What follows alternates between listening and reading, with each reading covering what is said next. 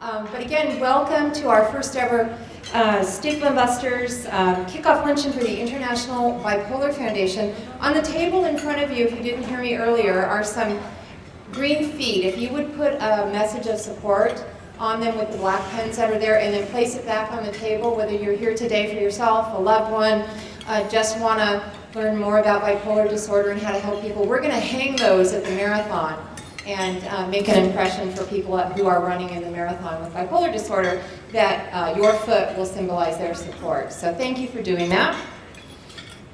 Again, this is our 5th year as an official charity of the Tri-City Medical Center Carlsbad Marathon. And what better place to be than a Dave & Buster's if we are going to celebrate being Stigma Busters and busting the stigma of bipolar disorder. So how about a round of applause for our great Dave & Buster servers today?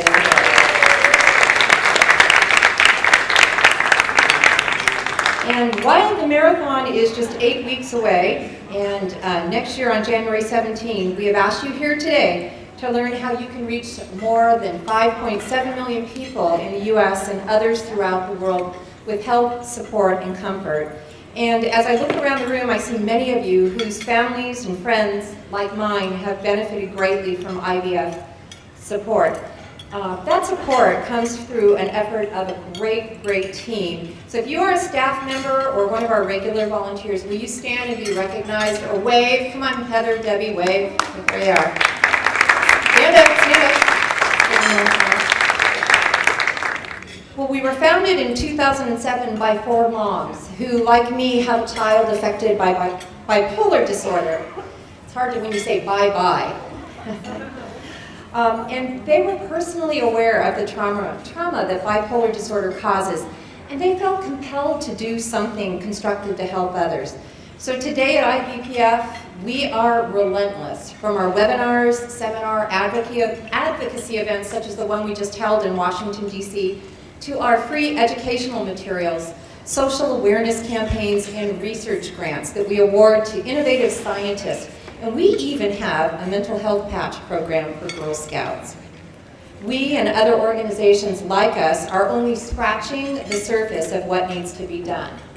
You know, I recently was at a walk dedicated to people who had died from suicide. And it was a moment for me when I was walking next to a social worker from Japan. And she was walking to honor her bipolar nephew who had died from suicide in Japan. And this happenstance just reminded me once again why we must do more to change the world for those with bipolar disorder and why we need to do it now. If we are to save lives and change lives, we've got to take action. She and I shared a very heartfelt moment and even some tears as she explained that in Japan there are no such walks. There's no help. No one even talks about bipolar disorder or suicide. Sadly, it's just considered too shameful in her country. And she said to me, maybe your organization can make a difference in Japan. And it really touched me that this medical professional was looking to me, a non-medical professional, to do something about what was going on in her country. And she had just the most awesome, great hope in her eyes. So I encourage you to learn more about the International Bipolar Foundation, what we do, why we do it. Pick up our organization's brochures at the back table, or visit our website at ibpf.org. And also please network with the other mental health groups that are here in San Diego. Some of them are represented today, NAMI, DBSA, Thero, we have someone from MHS, Mental Health Systems, Impact Young Adults is here. And really get to know these people so that you can learn more about bipolar disorder. Sometimes known as manic depressive illness, bipolar disorder is a brain condition that causes unusual shifts in a person's mood, energy, and their ability to function. It's different from the normal ups and downs that are commonly felt by most of us. The symptoms can be severe and they can result in damaged relationships, poor job or school performance, and as I mentioned, even suicide. There's good news. Bipolar disorder can be treated. Those with it can lead full and productive lives. So please help us share this message to the world. This is a picture of our team. So during the next 8 weeks, we'll be asking you to help us raise awareness and funds towards our $25,000 goal before the marathon on January 17th. And in order to reach more people, we need more programs and we need them in more places. And that means we need more money. So we are counting on you to help us get that funded. I'm so confident that you are going to be inspired by hearing Suzy's message today. After I heard her message, I signed up to walk in my first ever half marathon. So I'm going to do that, ladies. And I'll be thinking of each of you along the course, and my son Brian with every mile, and perhaps even my new friend from Japan. I already know my race moment, though, and I've already experienced it. It was meeting Suzy Favor Hamilton. And let me tell you, it wasn't because she was a celebrity or even, I think, a pretty great runner. It's because in the first 10 minutes of meeting her a month ago, she simply said to me, I'd never met her before, I want to help International Bipolar Foundation and I want to help other families that are facing bipolar disorder. So I hope you will be inspired today to join her and do the same.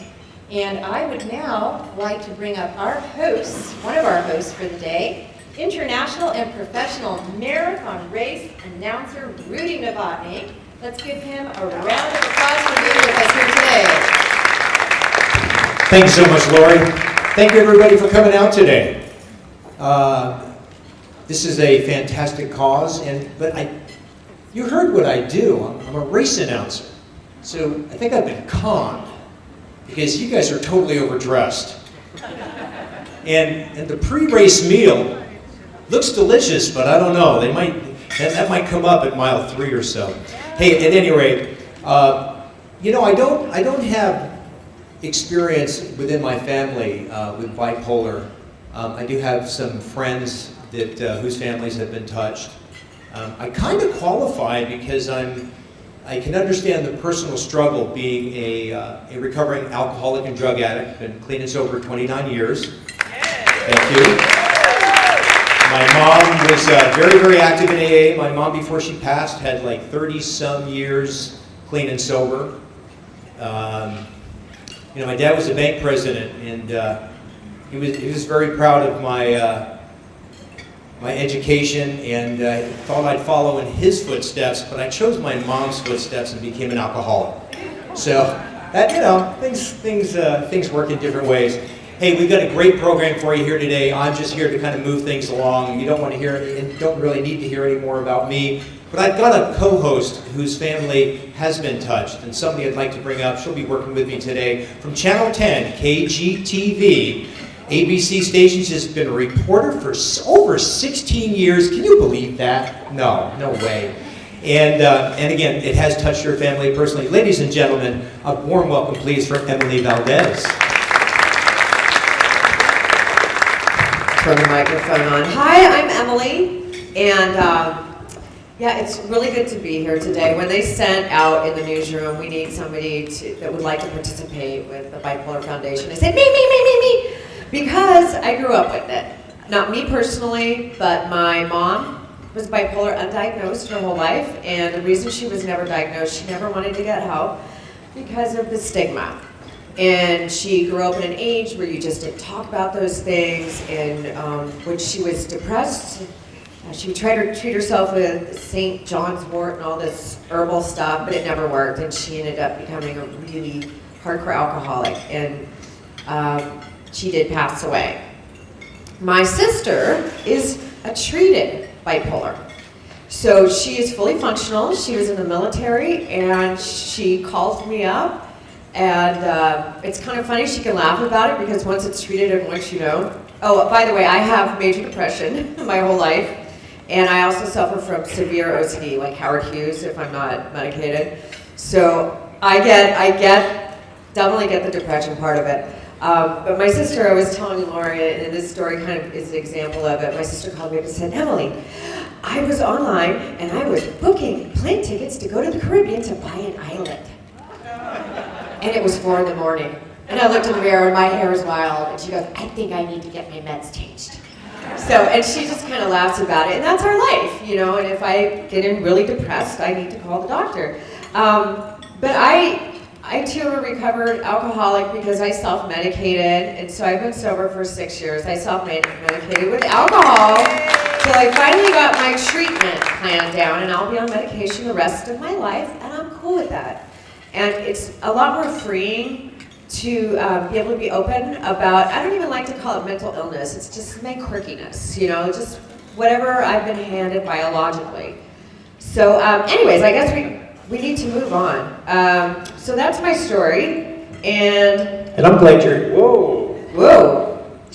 I'm glad to be here. Rudy doesn't really need a microphone.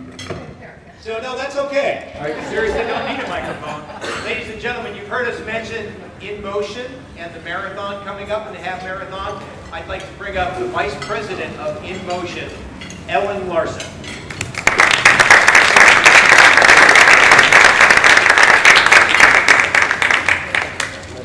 Thank you, Rudy, Lori, Emily. Thank you for inviting me to come here and represent the Tri-City Medical Center Carlsbad Marathon and Half Marathon happening in sadly 8 weeks.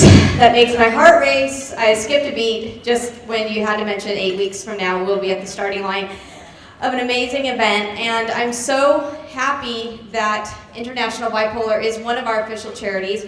Every year we have roughly 19 official charities that represent the different organizations throughout San Diego County. They use the event to raise money, awareness, and just overall to support a community event. And you're probably wondering, because maybe you haven't decided whether you're going to run or walk the half marathon or full marathon, but don't worry, you don't have to do those events if you don't want to. You can simply write a check. And if you don't want to write a check, and you don't want to run or walk the full or half marathon, you can also volunteer. Part of the agreement with the charities is they each get a section of the course, and they provide the volunteers for that section. And International Bipolar will be providing 40 volunteers. So commit today to either run, walk, write a check, or volunteer with the International Bipolar Foundation. And now I'm going to introduce Ken. Wolsey. Sorry, Ken. My name's Ken Wolsey. I'm the coach of Steppin Up San Diego. We formed Steppin Up about 5 years ago as a running group, and one of the things that we do, we obviously train for marathons and half marathons, but we also do fundraising. And we have a lot of fun as we get together, our friends and families and so forth, to get together and train and do these endurance events. So we've had a really great time doing it. This is actually our 4th year training for the Carlsbad Marathon and Half Marathon as the Stigma Buster organization as well. We got involved in this a few years ago through one of our teammates, Chrisi here, who has had some challenges in her family with bipolar disorder. And as we do fundraising and recognition and things for different charities that are of interest to the members of our group, then we naturally became associated with International Bipolar Foundation through Chrisi. As she was working on her efforts to help to erase the stigma, to help to bring some awareness to the table, and to help do fundraising, we all kind of pitched in because it's what we do. It's the way our group is. We've had a lot of memorable moments racing and training for Carlsbad over the years. Again, as I mentioned, this is our 4th year doing it. First time we showed up in our bright shirts here. You can see I wear this to the office all the time. But anyway, the first time we showed up at the race, everybody was saying, "What stigma are you busting?" And that was a great conversation starter as we talked to people. That one of the things you learn about a marathon or a half marathon is that it's not like a sprint. Okay, you have to go slow enough that you can actually breathe and that you can sustain it. So you end up talking to a lot of people. And we had a great opportunity to do that in that first race, and ever since then it's proved to be very inspirational to us as endurance athletes and as friends and so forth. But it also, I think, helped to lift other people up as well, and that's what we've been trying to do ever since. One of the moments that we had certainly was last year as we were training. Chrisi brought her daughter Ashley out to train with us. And Ashley has bipolar disorder, but she's a wonderful young lady, and it was great to get to know her. We'd heard about her, we'd met her on a few occasions, but you really get to know somebody when you're training with them. And so, because you got time on your hands, and you get to talk, and you get to really get to know each other. So through Chrissy's great example, Ashley came out, she trained with us last year and finished her first ever half marathon last season at the Carlsbad Marathon. So while I don't know that was maybe the top accomplishment that Ashley has ever done, I would guess that it ranks right up there. Her mom did share with me, and she told me never to tell this to anybody, but I'm going to tell it anyway. Her mom did share with me that she was sleeping with her medal afterwards. So it does mean a lot when you do these kind of accomplishments, and just a huge thrill for us to be involved with Ashley and to help her to achieve this goal. Now the great thing is she didn't just do it once. Okay, she's back this season. She's out there training with us. She's stronger than ever. So she's doing really great, and we're just really proud that she lets us in her life, and that we're proud that she's part of our lives as well. So it's a great privilege to train together. So we do meet on every Saturday at different locations around the county to train. We have people training for all kinds of different events, so you can do Carlsbad, or you can do whatever you want. You can do 5Ks, 10Ks, half marathon, marathon, ultra marathon. I mean, we've got people that do all of them. And so wherever you fit in, you would be able to work out with us. Even if you're not training for anything at all, and even if you don't run, you just want to walk. But it's a great way to get out and get exercise. It's a great way to be healthy. It's a great way to develop a positive attitude. It's a great way to meet a lot of really good friends. So I would invite any of you that are interested to certainly come out and spend time with us and be a part of our organization as we try and erase the stigma associated with bipolar disorder and help to make a difference in people's lives as they achieve these outstanding goals. Thank you very much. Okay, so we have a really cool story from the 2015 Stigma Busters race. There was a couple, is a couple, Ellen and Greg, who both live with bipolar, and they both ran in the race. And at the end of the race, do we have it up here? At the end of the race, well, you can see what happens from the picture on the right. He kneeled down and proposed to her at the end of the race, not a dry eye in the house. Is Ellen here? Where's Ellen?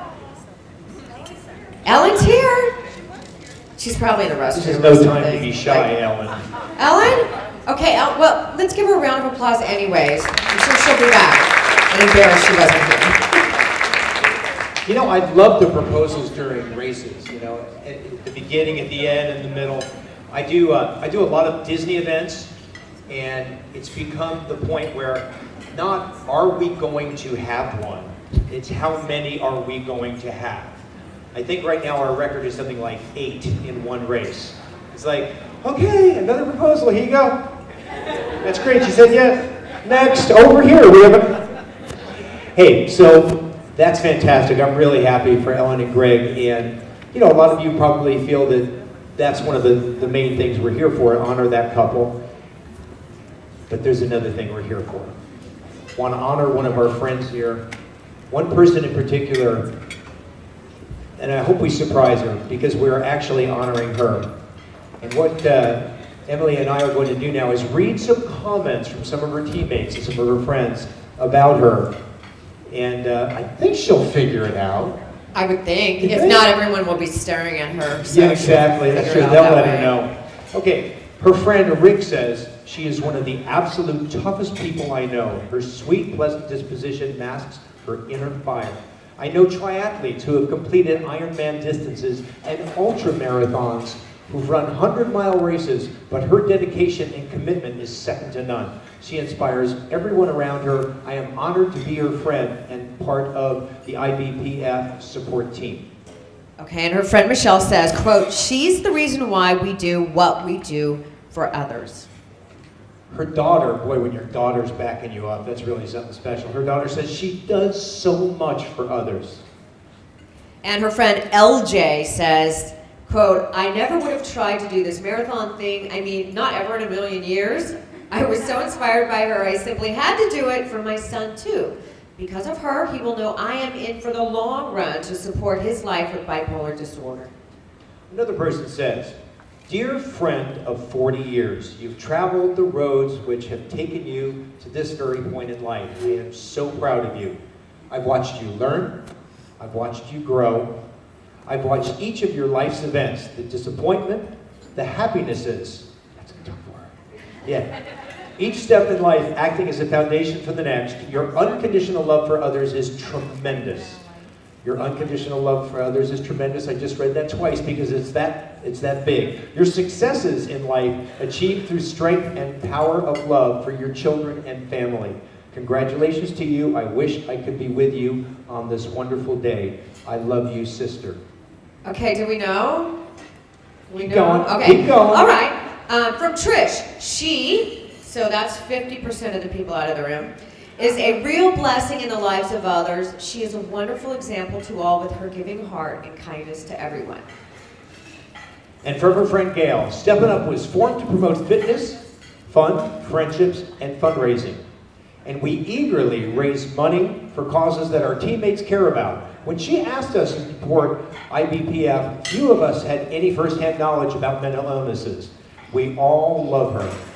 So if it was important to her, it was important to us. In the next few years, she and her daughters have shared their journey with us. We've become better educated along the way. Because of her leadership, Steppin Up has become a small yet mighty army of stigma busters, raising money and awareness in her honor. Ladies and gentlemen, please, a round of applause for a very, very cool woman, Chrisi Hart.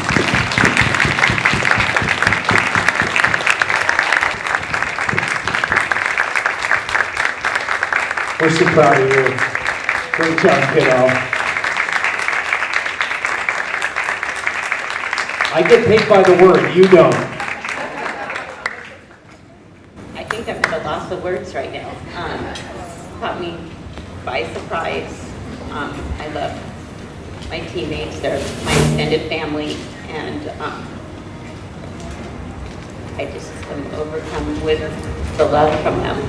And thank you all for being here and making this such a great event today.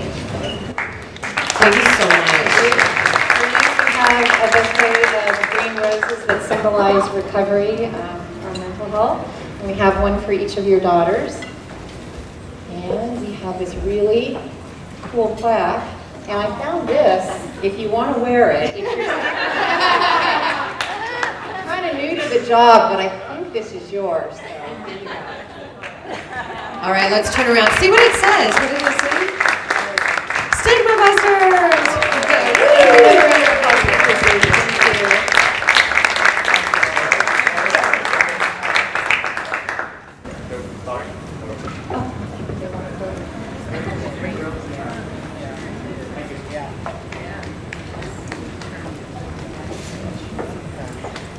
Thank you so much. All right. Right now we're going to show you an awesome video of another beautiful and talented woman who is also inspiring others with bipolar disorder. Today, Suzy Favor Hamilton is trying to pack up her past and move on. She and her family are leaving Wisconsin, the place where she accumulated so much glory and so much baggage. They are moving now to California. Just weeks before she leaves, she pays a visit to the University of Wisconsin track for a walk down these memory lanes. I can actually see myself running, and that same feeling, I can actually put myself in that day. You know, I look back and I just wish I could have enjoyed it more. You know, that's so sad. It is sad, but I guess the gift is I am where I am today. And a different frame of mind, a happy frame of mind. That frame of mind is what guided her as she wrote her book. I'm talking to you now with strength and confidence, and now setting an example for people to follow that I truly believe is more important than a gold medal. And that example is the strength to persevere, the strength to overcome destruction. Put your life back together, to pick yourself up and dust yourself out. Right. And if I can do this, just think of all the other people who can change their life too. And Suzy did a lot of amazing things on the track, this might be the greatest thing she has done. Telling her story? Telling her story. She is absolutely, positively going to help girls who are struggling right now. Or millions of people suffering with mental disease. Well, exactly. We caught up with the Hamiltons in California after their move. Suzy now finding joy in simple pleasures. Daughter Kylie's diving lesson. Soccer with the family. And art. And through all the change, one constant, Mark, still running the real estate business, still determined to get their marriage back on track. You saved me. We had an amazing marriage, I thought. Perfect. It was a great marriage. Do you think you'll ever get back to that place? I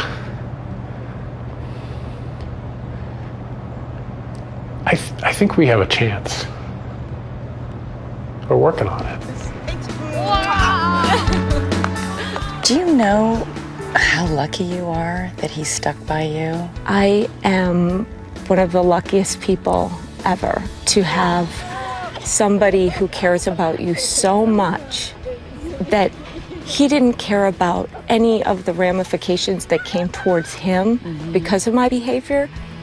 Today, Suzy can be found not on a running track or the Las Vegas Strip, but up here in the canyons of Malibu. This is one place you can go to totally get away from the world. Her feet and her mind have stopped racing. At long last, the fast girl has learned to slow down. You've been through Very a lot, beautiful. Suzy. I've been through a lot, and the only way that I want to go is continue going further in a positive direction. One step at a time. Yes.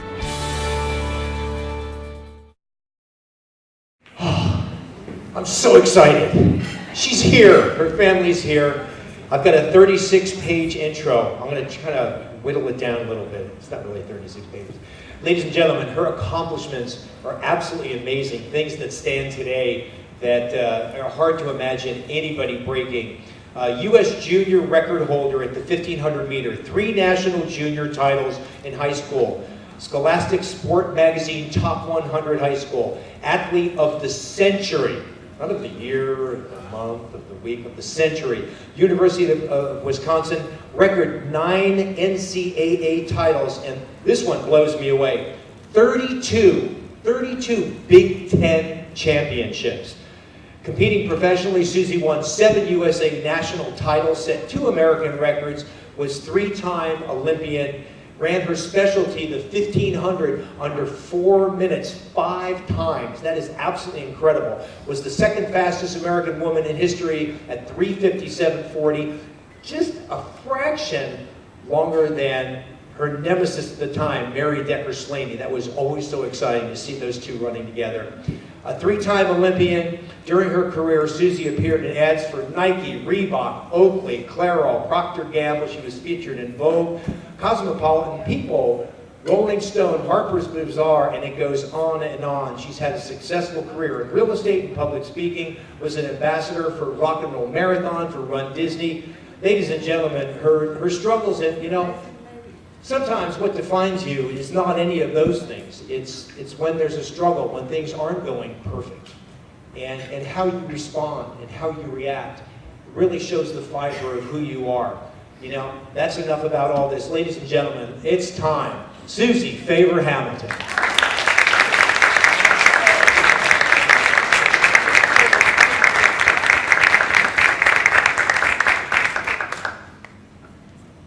Thank you, everybody. I know, Kylie, that was the first time you've seen that video. That was really exciting for her.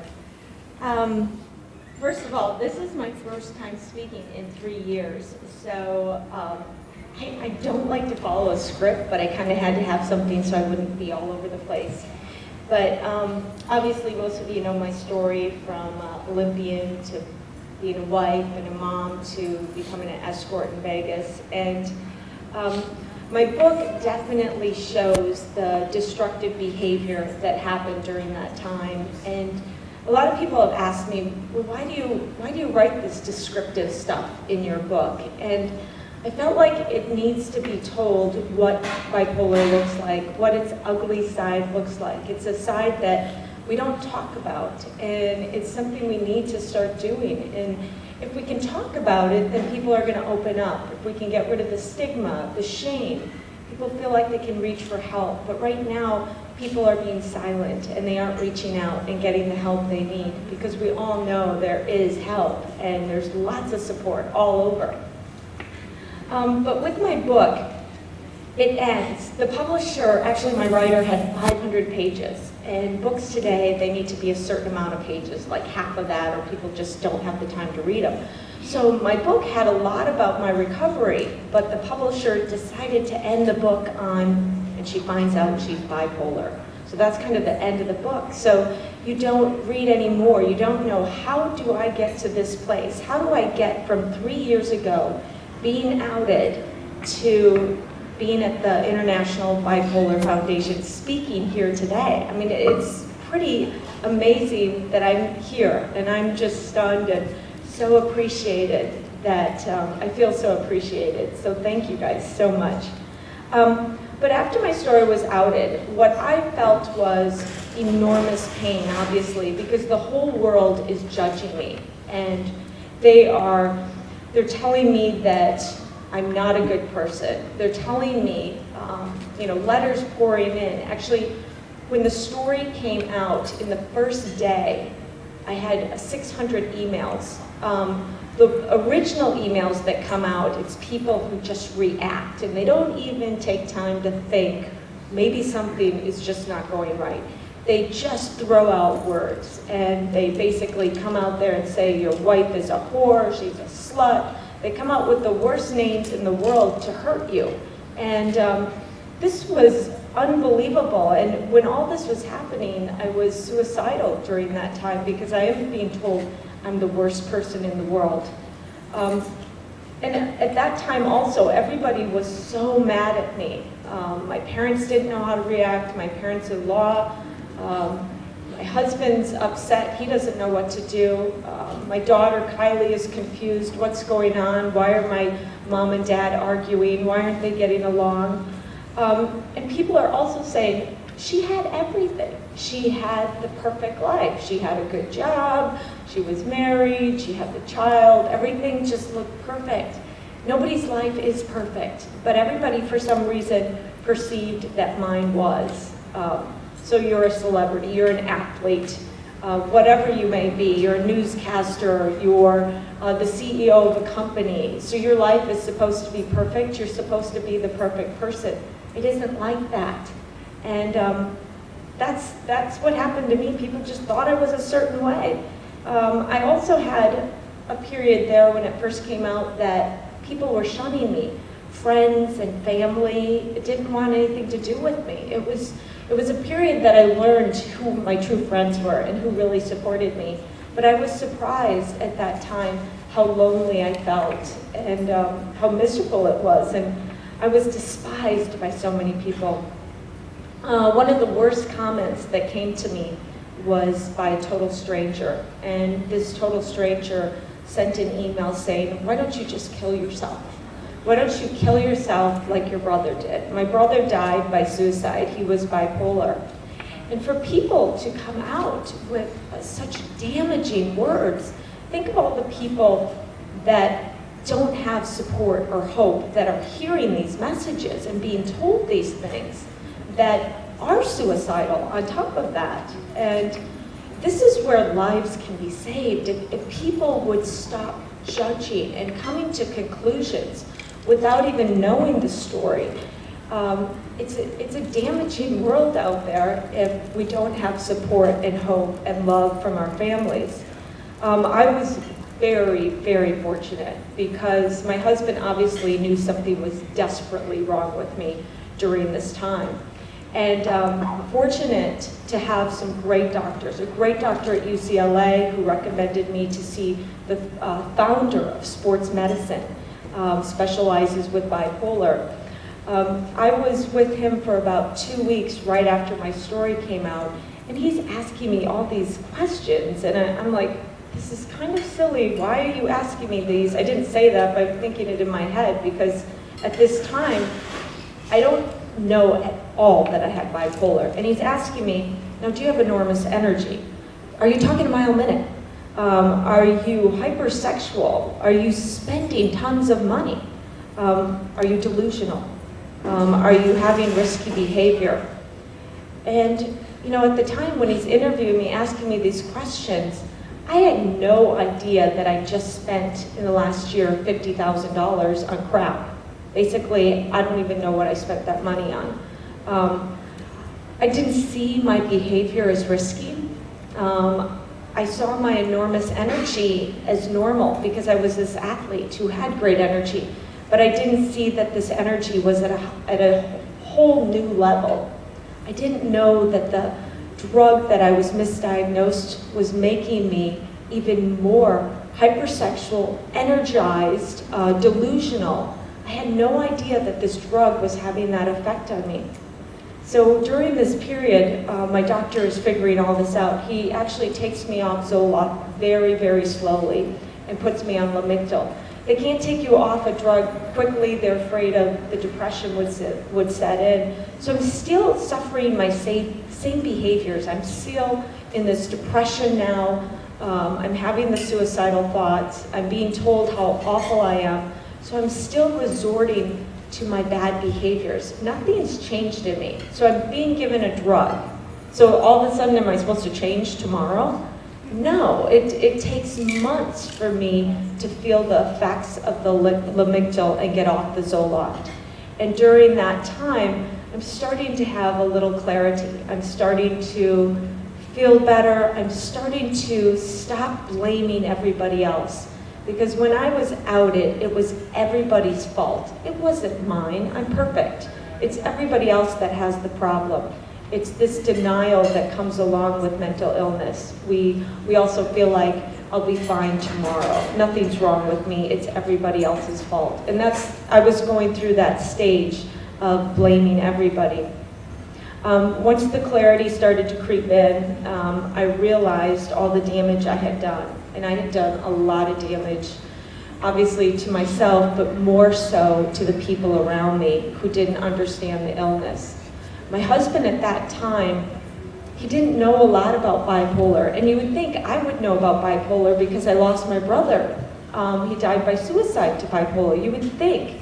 But I grew up in a family that was perceived as the Brady Bunch on the outside. In the Midwest, in this small town, nobody talked about mental illness. There was that stigma, or other word, shame, that was placed on it. So we couldn't communicate about mental illness. That's why I didn't know anything about bipolar. As a young child, I thought my brother was crazy. That was the word you used if somebody was mentally ill. They were crazy. And I remember thinking, why can't my brother just be normal? Why does he have to act like this? Why can't he just straighten up? You didn't understand about a chemical imbalance in the brain at all. So okay, this is my bipolar, I just forgot where I was going. At least I can blame it on that, right? But even being, at that time, there was the denial, the anger, and I was still suffering the mania, trying to get level with the drugs, still resorting to my bad behaviors. But it was amazing because my husband had read the book, The Unquiet Mind. I don't know, has anybody read that book in this room? A few of you. I really recommend this book. It's an incredible book about a psychologist or psychiatrist at UCLA who has bipolar, but her head doctor tells her that she shouldn't reveal this because it will ruin her career, which is unbelievable. But my husband read that book and he realized, wow, my wife wasn't doing this to hurt me on purpose. That wasn't her intent. It was to fuel her mind, to make herself feel good. And these are the resources she found. Sex, drug, alcohol, these become great coping mechanisms and they make the brain feel incredible. We don't always want to talk about that or go to that place of uncomfortable because you know it hurts so many other people. And I realized I had hurt so many. And I started to really feel that I let everybody down on purpose. But as I got to know my illness, I realized that I didn't have control of what I was doing and I had no intention on hurting anybody. And my husband realized at that moment that the disease was more important to focus on than the behavior. And I think in our society, we too often focus on the behavior. So if somebody's doing something incredibly irrational, it's easier to focus on that and say what a bad person they are. But he focused on the disease. This can save relationships, this can save marriages. And I really honestly believe if we could do that, it's very difficult to do, but he did, and that's what saved our marriage. And also my daughter, she saved my life, and she knows this. We talk about this all the time, about how there was a point where I wanted to take my life, but I thought of her, and I didn't want to leave her. She's just the most amazing child.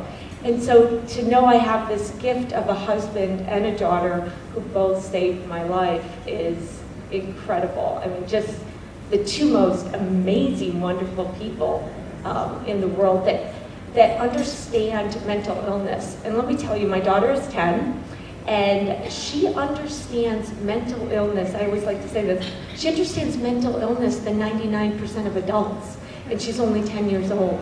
Because we've educated her, we've talked about it. Unlike me growing up and not having a family that talked about it, we talk about it. She understands all the things that I'm saying right now, and she understands her mom didn't do it on purpose to hurt her. There was never that intent. So children are able and capable of understanding at this age, and we need to educate them so they can speak up if they're not feeling good. If something isn't going right in their brain, they can tell us. So I feel very, very fortunate to have the family that I do, the resources that I do, moving to California, the environment, wonderful people like you.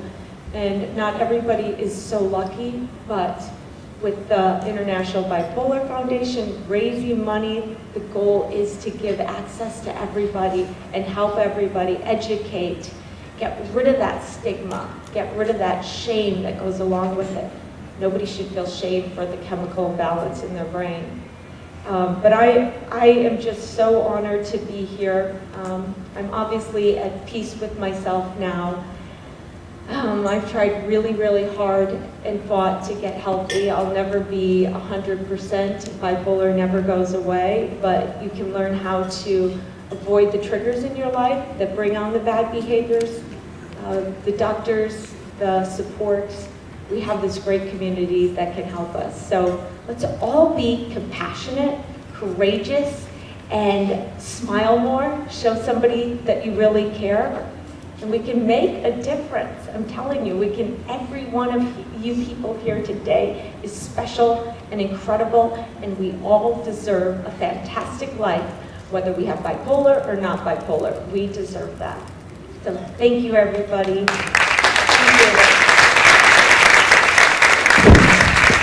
All right, kiddo, don't move. Our executive director, Lori's got a couple little thank yous for you.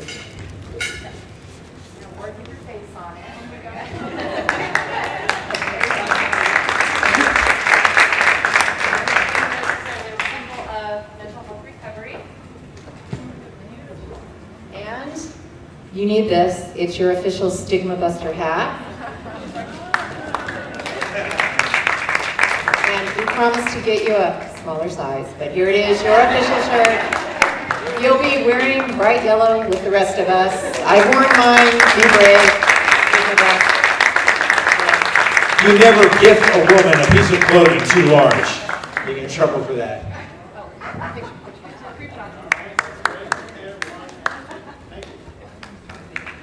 Hey, ladies and gentlemen, we do have just a little bit of time for any questions out there. Anybody questions? If you put your hand up, Lori's going to walk out and get your questions for Suzy.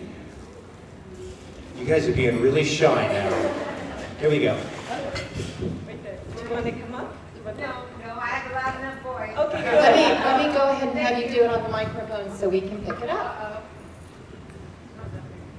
I think I'm going to forget. That's okay, I do that Thank all you the for time. coming. And I would also like to know if you're going to have a sequel.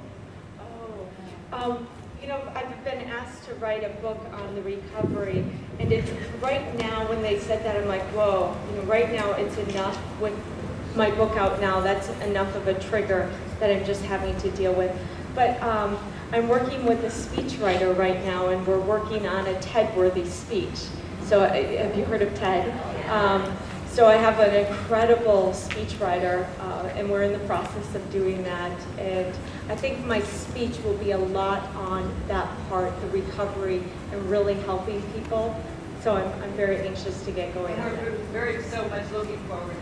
Oh, thank you. Thank you so much. Where can we get the book? You can buy the book, actually, why don't you tell, because We have a table in the back with a limited supply, and I'm sure Suzy will autograph them for you. And if we run out, we'll take names and we'll get more. So I think it's good to go through Lori because all the proceeds then go to the International Bipolar Foundation. I mean, you can go through Amazon, but then the publisher gets money. I mean, this way it goes. Shh, don't tell anybody at HarperCollins. We want her to have another book. Anybody else have a question?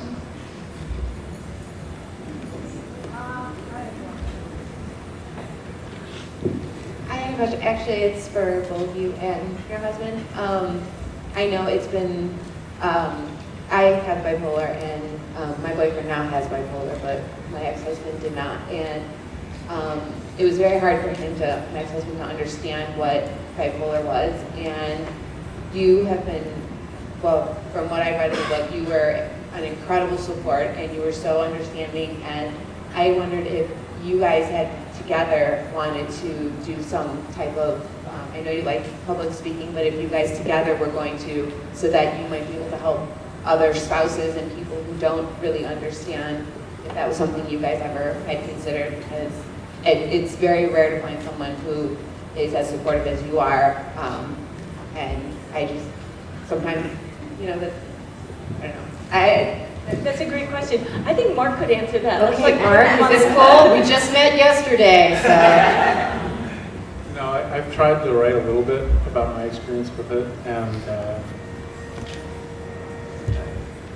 it's hard to explain, but you had to know for the amount of years I did, and I was going to find a way to make it all work. She was a big factor in all that too. So I don't get all the credit. She gets the credit.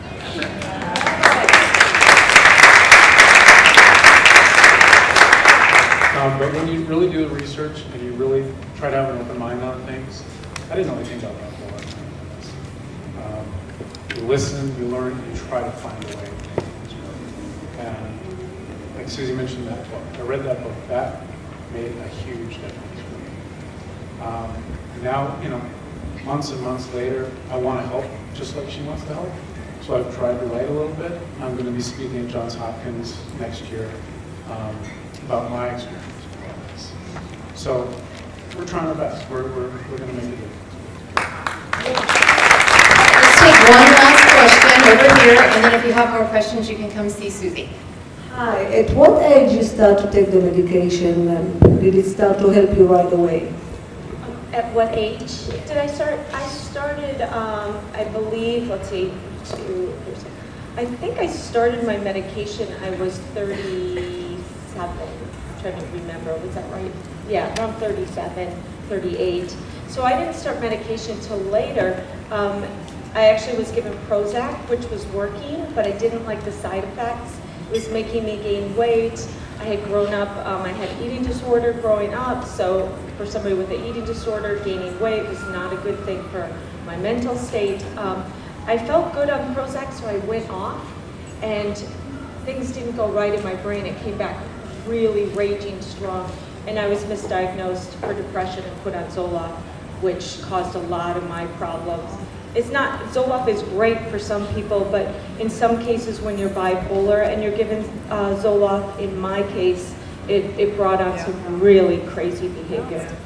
But then, but once they figured things out and they took me off Zoloft, they've given me Lamictal, and it's been great. Lamictal's really helped.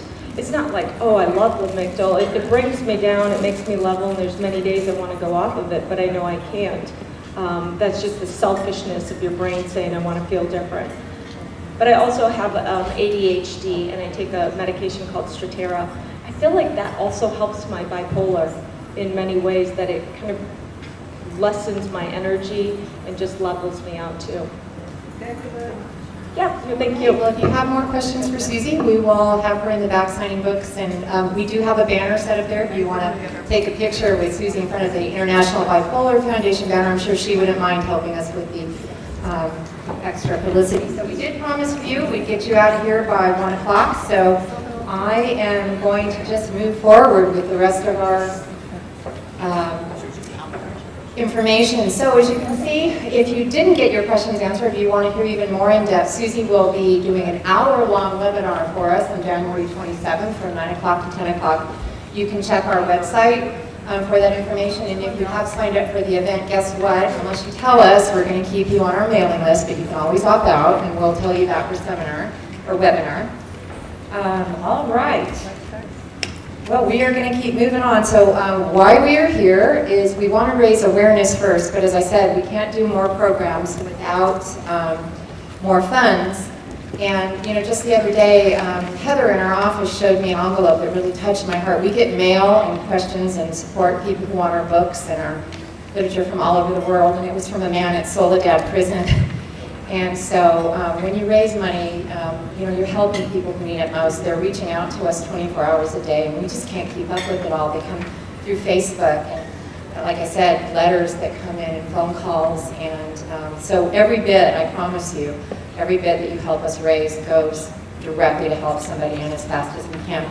But one of those people, you see our thermometer, it shows $1,000. We've got another $250 check on the way in here from somebody who's sponsoring.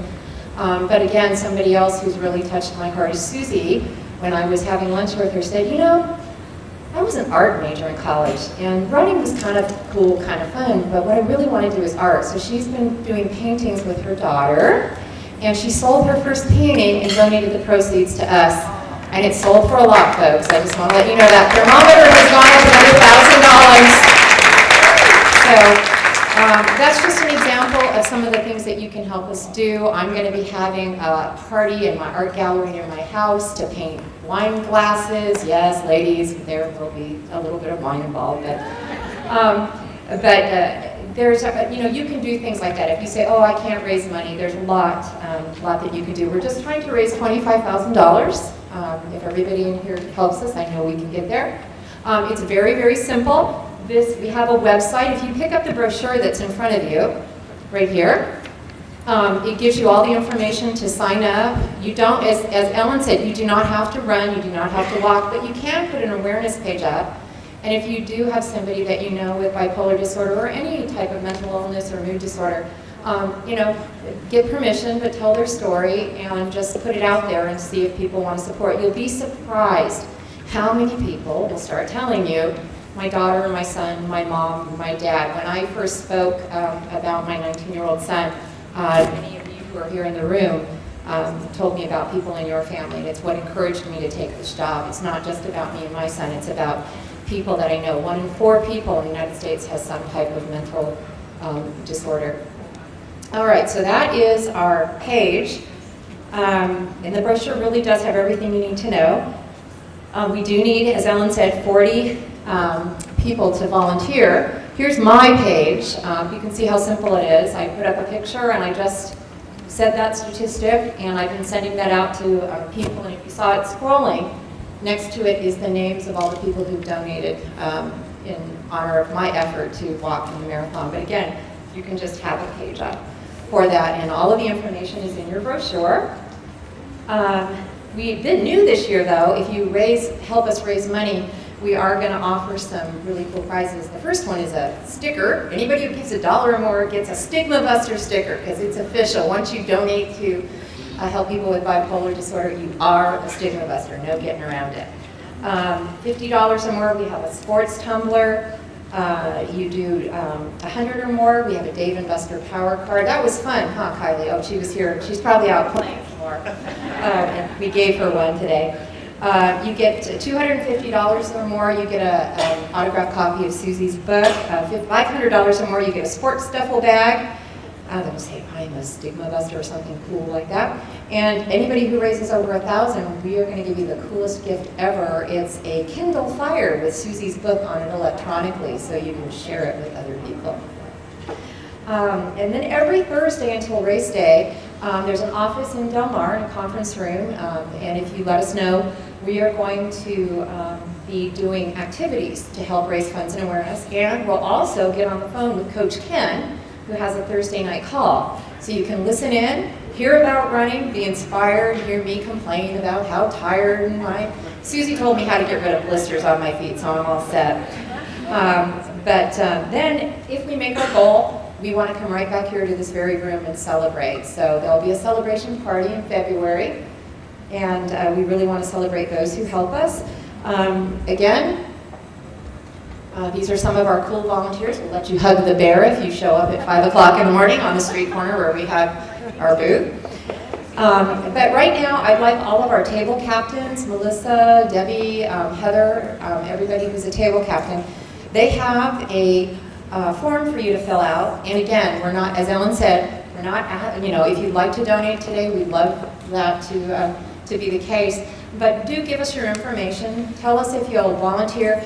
Even if you just want to hang up some posters in a running store or Starbucks for us, talking about our effort, that's great. Also, if you are thinking about running, you have been so inspired today that you are thinking about running, but the entry fee is kind of causing, oh, do I want to, do I not? Come see me, because we're going to see if we can't raffle off our 4th free entry as our volunteer coordinator, and I have a little angel who may help pay your entry fee. So, Lori, how much is the entry? well, I know for the half marathon right now it's what, 135 or so, 120, but it includes a bunch of really, really cool stuff, and it is an experience of a lifetime. I've actually participated in the marathon. I've never walked 14 miles of it, though. Ellen's seen me do about a mile. So. Yeah, full marathoners get a really cool jacket. It's all about the stuff for these running people, I'm telling you. Again, you can hold a yard sale, a bake sale, a car wash. There is a lot you can do. I know it's the holidays, but this is a time where people want to reach out and give. And I'm telling you, I can't think of a better, less supported cause that needs your support than our organization. So whatever event you want to hold from now until 8 weeks, Ellen, we'll be throwing the yard sale in your front yard, Ellen. No, I'm just kidding.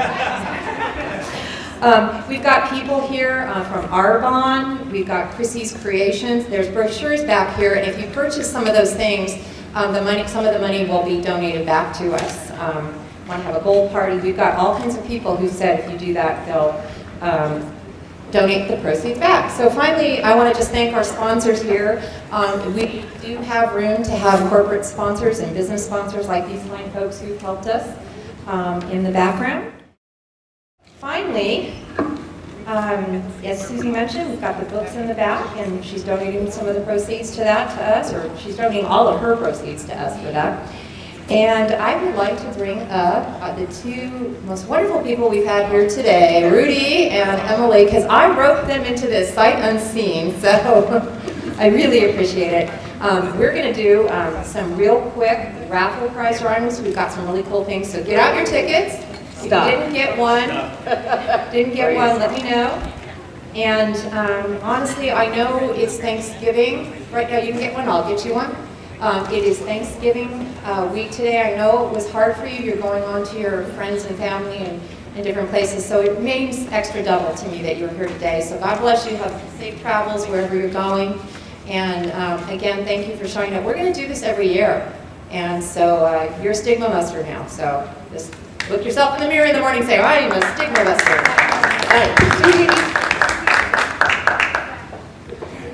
Okay, and before we get the raffle going, I want to mention, I know probably most of you have not seen it. I'm a bit of an art collector myself. No Monets, no Van Goghs, a little short of that.